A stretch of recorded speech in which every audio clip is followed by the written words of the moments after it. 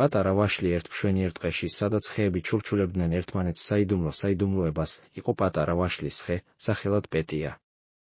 ის არა მხოლოდ ვაშლი იყო, არამედ ნამდვილი პატარა სასწაული იყო, რადგან სისარტყელის ყველაფერი მის კანიზე მბზინავდა.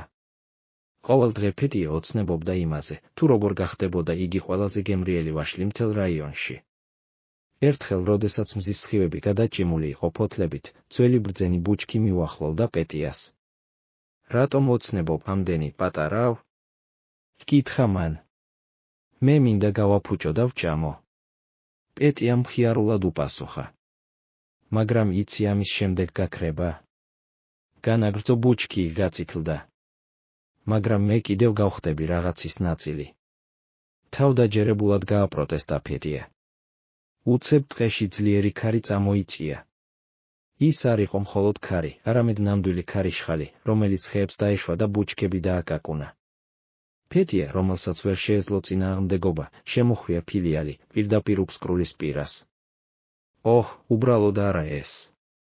მან წამოიძახა. შემდეგ კი ძველი მუხა მოვიდა სამაშველოში. ნუ გეშინია, პატარა, მე მოგჭერ. მან წამოიძახა, გაავრცელა თავისი ძლიერი ტოტები. პეტიამ რბილ ბალახზე დაეშვა, მაგრამ მას არ ჰქონდა დრო, რომ სუნთქვა დაეჭირა, როდესაც მის წინ ძალადობრივი ნაკადი დაინახა, რამაც იგი ჩანჩქერში წაიყვანა. უფრო მეტიც გამიწყე. წამოიძახა მუხა. მე ყოველთვის იქ ვარ. პეტიამ, შიშითა და აღფრთოვანებით ხალხმრავლობა, აიღო ფილიალი და ერთად მიაბრუნეს წყალი. როდესაც ისინი ჩანჩქერს მიაღწიეს, პეტიამ დაინახა, რამდენი სხვა ხილი მიირბინა მას სწრაფად. ჩვენ ყველანი ერთად ვართ. ისინი ყვიროდნენ.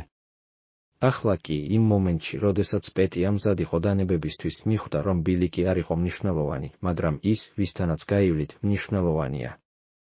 მეორე დღეს, როდესაც მზე კვლავ განათებული იყო ტყის მიერ, პეტიამ, რომელიც ახლა ხეზე დაეშვა, მაგიდაზე დასრულდა კარგი ბებიასთან. მან ამოიღო თავისი არომატი და გაიღიმა და იგრძნო, რომ ის გახდა რაღაც დიდი სიხარულის და ბედნიერების ნაწილი. არ აქვს მნიშვნელობა ის გაქრა თუ დარჩა, მთავარია ის, რომ მას უყვარდა.